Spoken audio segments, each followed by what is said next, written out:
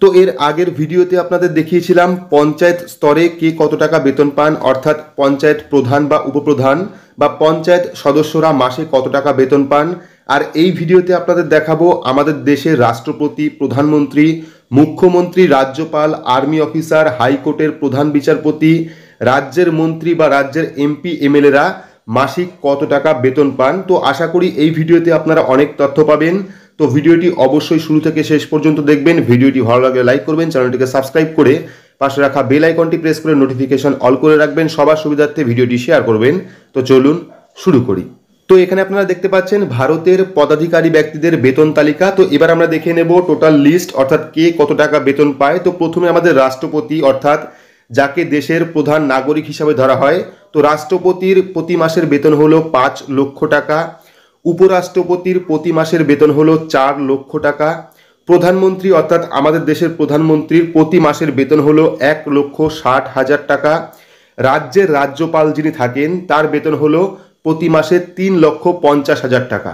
তো এবার আমরা দেখব যে পশ্চিমবঙ্গের প্রধানমন্ত্রী, পূর্ণমন্ত্রী, রাষ্ট্রমন্ত্রী এবং বিধায়কদের মাসিক বেতন কত। তো দেখতে পাচ্ছেন পশ্চিমবঙ্গের মুখ্যমন্ত্রীর মূল বেতন হলো 27,001 টাকা, সঙ্গে 90,000 টাকা ভাতা, অর্থাৎ টোটাল 1,17,001 টাকা। অর্থাৎ আমাদের রাজ্যের মুখ্যমন্ত্রীর বেতন কিন্তু 1,17,001 টাকা।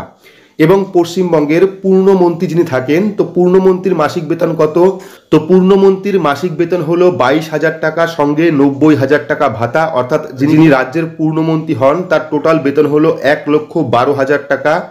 রাষ্ট্রমন্ত্রীর মূল বেতন হলো 21,900 টাকা, সঙ্গে 90,000 টাকা ভাতা। অর্থাৎ রাষ্ট্রমন্ত্রীর মূল বেতন হলো 1,11,900 টাকা।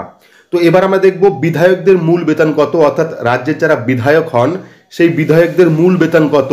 তো বিধায়কদের মূল বেতন হলো 21,870 টাকা, সঙ্গে 80,000 টাকা ভাতা। অর্থাৎ টোটাল বিধায়কদের মাসিক বেতন হলো 81,870 টাকা।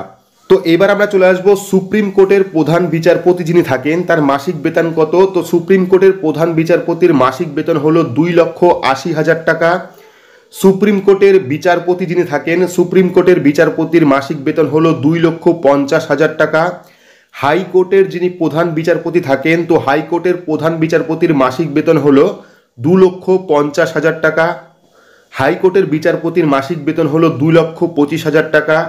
মুখ্য নির্বাচন কমিশন অর্থাৎ ভোটার কমিশনের মাসিক বেতন হলো 2,50,000 টাকা। ক্যাবিনেট সেক্রেটারির মাসিক বেতন হলো 2,50,000 টাকা। ইউপিএসসির সভাপতির মাসিক বেতন হলো 2,50,000 টাকা। ভাইস চিফ আর্মি স্টাফের মাসিক বেতন হলো 2,25,000 টাকা। চিফ অফ স্টাফ অর্থাৎ আর্মি, এয়ার এবং নাভাল যে বায়ুসেনার প্রধান বা স্থল সেনার প্রধান তাদের মাসিক বেতন হলো 2,50,000 টাকা। এছাড়াও এমপি ও এমএলএদের মাসিক বেতন হলো 1,10,000 টাকা।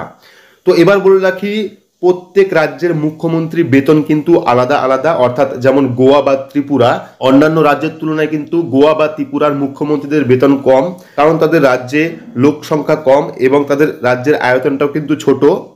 রাজ্য যত বড় হবে সেই রাজ্যে যত পপুলেশন হবে সেই অনুযায়ী কিন্তু মাসিক বেতন স্থির হয়। সেক্ষেত্রে পশ্চিমবঙ্গের মুখ্যমন্ত্রী বেতনটা কিন্তু 1,17,001 টাকা। সেই হিসাবে ধরতে গেলে ত্রিপুরার বা গোয়ার যিনি মুখ্যমন্ত্রী তাদের বেতনটা কিন্তু অনেক কম। তো আশা করছি বুঝতে পেরেছেন যে কাদের কত মাইনে রয়েছে, কাদের কত বেতন রয়েছে প্রতি মাসে, কারা কত টাকা পান। তো ভিডিওটি আপনাদের কেমন লাগলো অবশ্যই কমেন্ট বক্সে কমেন্ট করে জানাবেন। ভিডিওটি ভালো লাগলে লাইক করবেন, চ্যানেলটিকে সাবস্ক্রাইব করে পাশে রাখা বেল আইকনটি প্রেস করে নোটিফিকেশন অল করে রাখবেন। সবার সুবিধার্থে ভিডিওটি শেয়ার করবেন। তো আজকের মতো এইটুকুই, ধন্যবাদ।